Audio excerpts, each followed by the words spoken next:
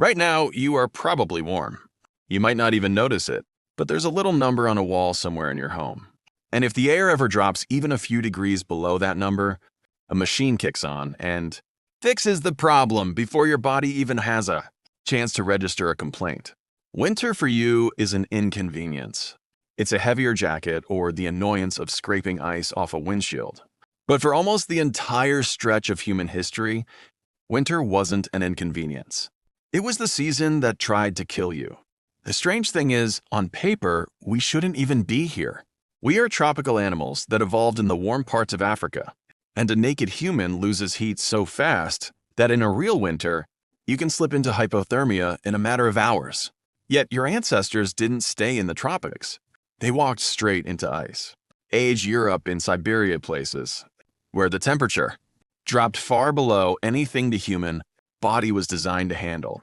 We didn't have thick fur or natural insulation, so we had to do something no other animal had ever done. We had to engineer our way out of the cold. This is the story of the architecture of survival. Now, when we think of ancient homes, we usually picture a cave. And caves were great. They blocked the wind and held a steady temperature. But there was a major problem. There aren't that many of them. A good, dry cave was a rare prize. And if you found one, you usually weren't the only one who wanted it. Other human groups or even predators like leopards might already be living there. If you wanted to survive the night in a world without caves, you couldn't just find a home. You had to build one.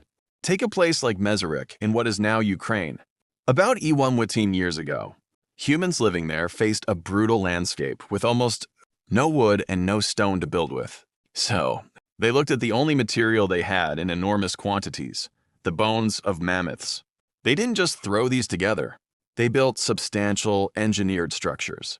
They stacked and interlocked hundreds of bones into round, dome-shaped huts, layering jawbones like roof tiles, and arching massive tusks over the entrances. But a mammoth bone hut has gaps everywhere, and every gap is a doorway for the wind to get in and kill you. So, these ancient architects turned their shelters into systems. They stretched animal hides across the inside of the walls and packed the outside with blocks of sod or even snow, which is actually a brilliant insulator because it traps air to hold in the heat.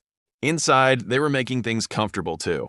Archaeologists in South Africa found evidence of bedding made from layers of grasses and leaves dating back 77,000 years, well before we even left Africa. They even used specific plants like cape laurel because it's a natural insect repellent. What's truly incredible is what happened inside these structures during those long, dark winter nights. When you're trapped in a small space with the same 20 people for 16 hours of darkness, you don't just sit there. You work. You repair tools. You sew the fitted clothing that allows you to step back outside, and you tell stories. Most of what we think of as human culture, our myths, our songs, and our shared knowledge, was forged in these cramped, bone-walled shelters while the wind howled outside. So, the next time you adjust your thermostat, take a second to think about those jawbone huts in the snow. If you enjoyed this dive into our survival history, let me know in the comments. What modern convenience do you think your ancestors would be most shocked by? Don't forget to hit the like button and subscribe so you don't miss our next journey into the past. Thanks for watching. The hardest season on Earth didn't just fail to kill us, it made us who we are. The pressure of the cold pushed us to invent architecture, and the long nights pushed us to invent culture. Every highway and heated building you see today exists because 100,000 years ago, someone refused to freeze and instead figured out how to build a world of their own.